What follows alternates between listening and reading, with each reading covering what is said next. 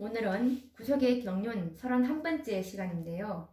오늘 연구할 주제는 하늘 성전에서 봉사할 무리들이라는 주제를 가지고 말씀을 연구해 보려고 합니다. 요한계시록 7장 15절에서 17절에 나오는 이 하늘 성전에서 봉사할 무리들이 누구인지 우리가 말씀을 통해서 한번 확정을 해보도록 하겠습니다. 이들은 14만 4천인이라고 분명히 우리는 화이 선지자의 계시 가운데서 이제 찾아볼 수가 있는데요. 요한계시록 7장 15절 말씀에서 그러므로 그들이 하나님의 보좌 앞에 있고 또 그의 성전에서 밤낮 하나님을 섬김에 보좌에 앉으신 이가 그들 위에 장막을 치시리니, 이 말씀에서 우리는 이 하늘 성전에서 봉사할 무리 이들이 누구인지 화이 선지자가 쓰신 증언의 말씀을 통해서 확인을 해보도록 하겠습니다. 이 말씀은 각 시대의 대쟁투 648페이지에 있는데요. 지금 이 계시록 7장에 보시면 이 흰옷 입은 무리가 두 무리가 나오지 않습니까? 7장 9절에 각 나라와 족속과 백성과 방언에서 아무라도 능히 셀 수 없는 이 큰 무리가 흰옷을 입고 있어요. 그리고 또 7장 13절에 보시면 장로 중에 하나가 응답하여 내게 이르되 이 흰옷 입은 자들이 누구며 또 어디서 왔느뇨 라는 이 흰옷 입은 자들이 7장 15절에 그의 성전에서 밤낮 하나님을 섬김에, 그러면서 이제 하늘 성전에서 이제 봉사할 무리들이 될 것이라고 말씀을 하고 있는데, 이들이 요한계시록 7장에 있는 이 헤아릴 수 없는 큰 무리와 다른 무리로서 14만 4천인들이며 14만 4천인들이 하늘 성전에서 봉사할 자들이라는 것을 우리가 확인을 해보고 넘어가야 합니다. 이 부분이 사람들이 지금 많이 잘못 알고 있는 부분이라서요. 대쟁투 648페이지를 한번 읽어보도록 하겠습니다. 땅에서 구속받는 14만 4천 명은 하나님의 검은 고를 손에 들고 어린 양과 함께 시온산에 선다. 그리고 그들은 보좌 앞에서 새 노래를 부른다. 그 노래는 14만 4천 명 외에는 아무도 배울 수 없는 노래이다. 그것은 모세와 어린 양의 노래, 곧 구원의 노래이다. 그 노래는 14만 4천 명 외에 아무도 부를 수 없는 노래이다. 왜냐하면 그것은 그들의 체험의 노래, 곧 다른 어떤 사람도 체험하지 못한 경험의 노래이기 때문이다. 그들은 어린 양이 어디로 인도하든지 따라가는 자며 살아있는 자들 가운데서 땅으로부터 끌어올림을 받은 사람들이다. 그들은 처음 익은 열매로 하나님과 어린 양에게 속한 자들이다. 또한 이는 큰 환난에서 나오는 자들이다. 그들은 개국 이래로 그때까지 없던 환난의 시기를 지내고 야곱의 환난을 견디어 하나님의 심판과 형벌이 마지막으로 내릴 때 중보자 없이 선 자들이다. 그러나 그들은 어린 양의 피에 그 옷을 씻어 희게 하였으므로 구원을 얻은 자들이다. 그들은 그 입에 거짓말이 없고 하나님 앞에 흠이 없는 자들이다. 그들이 하나님의 보좌 앞에 있고 또 그의 성전에서 밤낮 하나님을 섬김에 보좌에 앉으신 이가 그들 위에 장막을 치실 것이다. 지금 우리는 대쟁투 648페이지에 있는 이 영문 페이지인데요. 이 말씀에서 지금 14만 4천인의 그 관련된 지금 말씀을 지금 쭉 읽었습니다. 쭉 읽은 이 부분에서 요한계시록 7장 15절에 그의 성전에서 밤낮 하나님을 섬김에 라는 이 하늘 성전에서 봉사할 자들이 바로 이 14만 4천인들이라는 것을 우리가 이 증언의 말씀에서 확인을 해 볼 수가 있었습니다. 이처럼 주님께서는 하늘 성전에서 봉사할 14만 4천인의 이제 그 수요가 차면은 당신의 중보 사업을 마치시게 될 구속의 경륜에 대해서 계시로 보여주셨는데요. 초기문지 279페이지에 보시면 예수님의 셋째 천사의 사업, 지성소의 사업, 그 14만 4천인을 인치는 사업이 다 마쳐지면 중보하시던 향로를 내려놓고 지성소에서 나오시는 것이 계시로 보여주셨는데요. 한번 읽어보도록 하겠습니다. 나는 천사들이 하늘에서 왔다 갔다 하는 것을 보았다. 한 천사가 잉크통, 뿔로 만든 것을 가지고 지구에서 돌아와 예수님께 자기의 일이 끝났음을 보고하고 성도들의 수가 차서 인치는 사업이 마쳤음을 보고했다. 그러자 나는 10계명이 들어있는 법궤 앞에서 봉사하시던 예수께서 향로를 던지시는 것을 보았다. 그는 그의 손을 치켜들고 다 이루었다 하고 큰 소리로 부르짖었다.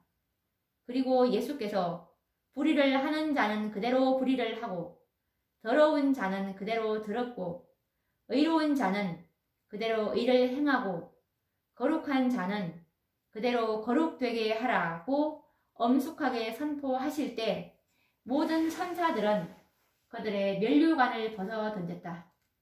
모든 사람들의 운명이 생사간에 결정되었다. 이 말씀이 똑같은 이 말씀이 살아남는 이들 402페이지에도 주님 선지자께서 또 계시해 주셨는데요. 한번 읽어보도록 하겠습니다. 나는 천사들이 하늘에서 분주히 왕래하는 것을 보았다. 그 허리에 기록자의 먹거릇을 찬 한 천사가 땅으로부터 돌아와 성도들을 계수하고 인치는 자기의 사명을 마쳤다고 예수께 보고하였다. 그 다음에 나는 10계명을 넣은 법궤 앞에서 제사를 드리시던 예수께서 그 향로를 내려놓으시는 것을 보았다. 그는 손을 드시고 큰 소리로 다 이루었다고 하셨다. 라는 증언의 말씀입니다.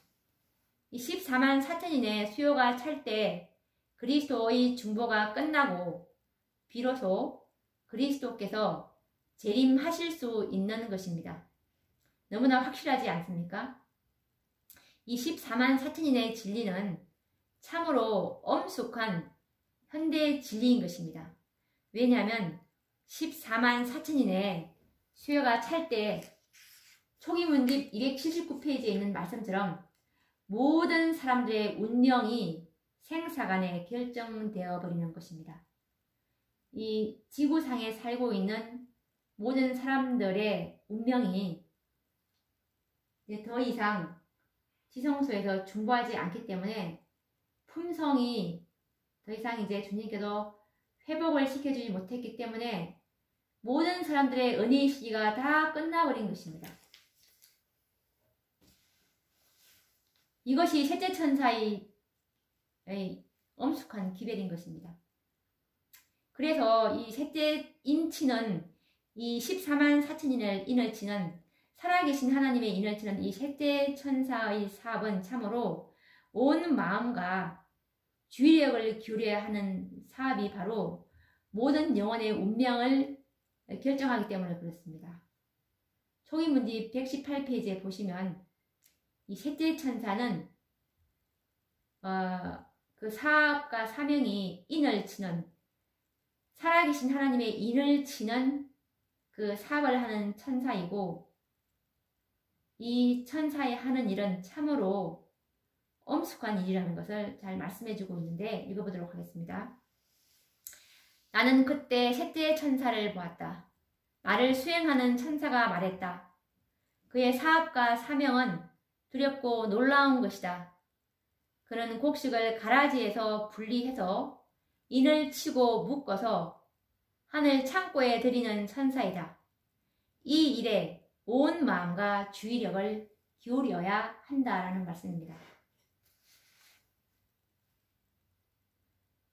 이 정통교회라고 주장하는 교회들 대부분이 14만 4천인의 진리를 좋아하지 않습니다. 재림교회도 예외는 아닌데요. 마태복음 21장 42절 말씀처럼 성경에 건축자들의 버린 돌이 되셨던 그리스도는 진리를 말씀하고 있는데, 왜냐하면 예수님의 말씀이기 때문에 이 예수님께서 이 말세를 만난 이 시대에도 현대 진리를 거절하는 교회들로부터 버림을 당하고 있는 것입니다. 14만 4천인 진리는 이 마지막 시대를 살아가고 있는 모든 이 지구인들이 들어야 할 진리고, 이 진리로 그들의 운명이 결정되기 때문에 그렇습니다. 그런데 이 진리를, 현대 진리를 거절하는 교회들로부터 이 진리는 외면을 당하고 있고, 이것은 고대 이스라엘과 유대 교회의 동일한 역사가 그대로 반복되고 있는데요. 말세를 알리는 2300주야의 긴 예언이 성취되고 셋째 천사의 인치는 사업이 이제 시작된 지도 170여 년이라는 세월이 흘렀지만 아직도 사업은 맞춰지지 못한 채 오늘날 14만 4천인을 인치는 이 귀중한 현대 진리를 올바르게 전하는 교회를 찾아볼 수가 없게 되고 말았습니다. 새천사의 기별을 위탁받은 재림교회는 이 분명한 진리를 가르치기를 포기하고 온갖 논쟁과 추측과 상징 속에서 그 진리를 가두어 버림으로 아무런 영적 유익이 없는 것으로 만들어 버렸습니다. 그 결과로 교회는 열매가 없이 입만 무성한 교회들이 되고 말았습니다. 구속의 열매가 되는 24만 4천인의 진리를 등한히 하므로 또다시 진리가 되시는 그리스도 곧 모퉁이 돌은 건축자인 이 교회들에 의해서 버림을 받고 있습니다. 오히려 흉악한 오류를 가르치는 교회들, 예를 들면 여호와의 증인이라든지 하나님의 교회, 신천지 교회 등 이런 이단 교회들이 14만 4천인의 진리를 전면에 내세워서 포교 활동을 하고 있고 수많은 영혼들이 그 교회들에 몰려들고 있습니다. 사단도 14만 4천인의 진리의 중요성을 알고 있다는 뜻입니다. 그리스도의 재림이 참으로 임박한 현 시점에서 귀한 영혼들이 뜨뜻 미지근하게 되어버린 정통교회들에서 영적인 만족을 얻지 못하여 방황하는 중에 이런 이단 교회의 문 앞을 기웃거리다가 결국은 사단의 깊은 함정에 빠져들어가고 있는 실정입니다. 정통교회들에서 한 번도 들어보지 못했던 이 진리가 중요하게 여기지 않는 14만 4천인의 진리를 이런 이단 교회들로부터 듣고는 마치 어떤 새빛을 받은 것처럼 거짓된 14만 4천인의 진리에 심취해서 수많은 영혼들이 이런 치명적인 독소에 의해서 죽어가고 있는 것입니다.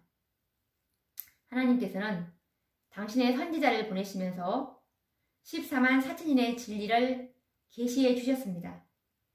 그런데 이 진리는 점점 힘을 잃고 등한히 여김을 받아서 거의 귀중한 현대 진리로서의 의미를 거의 상실하게 이르렀습니다. 사단은 속이는 영이 되어서 이처럼 귀중한 진리를 교회로부터 빼앗아 버렸습니다.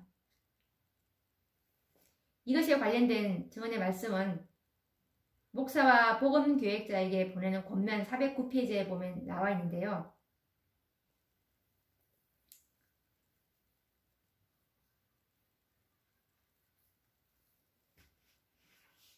그는 내가 나가서, 이 그는 사단입니다. 사단이 내가 나가서 속이는 영이 되어 내가 할 수 있다면 이들을 속이고 비평하고 저주하고 거짓 것을 만드는 이가 되게 하리라고 말한다. 기만과 거짓 증거의 죄가 큰 빚, 큰 증거를 받았던 어떤 교회에 의해서 받아들여져서 그 교회는 주님께서 보내신 기별을 제거할 것이요, 지극히 비이성적인 주장과 거짓된 추측과 거짓 이론들을 받아들이게 될 것이다. 사단은 그들의 미련함을 비웃는데 이는 진리가 무엇인지를 알고 있기 때문이다. 많은 사람들은 사단의 가증한 횃불에서 불을 붙인 거짓 예언의 횃불을 손에 들고 강단에 서게 될 것이다 라는 증언의 말씀입니다. 우리가 이 말씀을 이제 읽어보면 사단은 교회에 거짓 교리들을 들여보내서 참 진리를 버리도록 할 것이라고 말합니다. 곧 가증한 횃불에서 붙인 거짓 예언이라고 말하고 있는데요. 오늘날 재림교회 안에 이 거짓 교리와 예언들이 들어온 것이 없는가를 한번 확인해 보십시오. 이 목사와 복음교획자에게 보내는 권면 409페이지 조금 전에 읽어드린 그 말씀에서도 분명히 큰 빚, 큰 증거를 받았던 어떤 교회에게 사단이 이 기회를 제거할 것이라고, 그리고 사단의 가증한 횃불에다 붙인 거짓 예언을 들고 목사들이 강단에 서게 될 것이라고 말씀을 하지 않았습니까?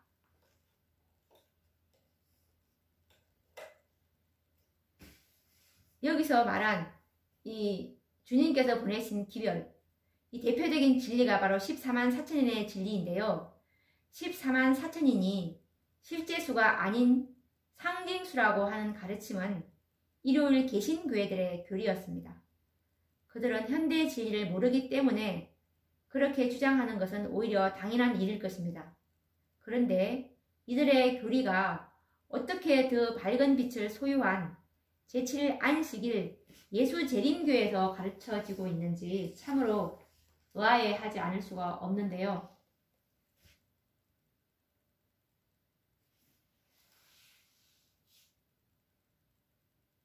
그런데 우리는 별로 놀랄 필요가 없는 것이 이미 주의 종은 그와 같은 사단의 기만이 있을 것이라고 목사와 복음교획자에게 보내는 권면 409페이지 말씀을 읽지 않았습니까?